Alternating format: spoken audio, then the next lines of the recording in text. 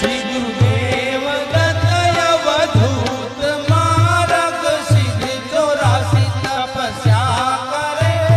श्री भेख कियो शंभु भेख कारक गुरुदि शिखर पर तप करे। श्री गुरु दत्त गिरनार में जप करे। आलख जी मोहर गढ़ राज करे।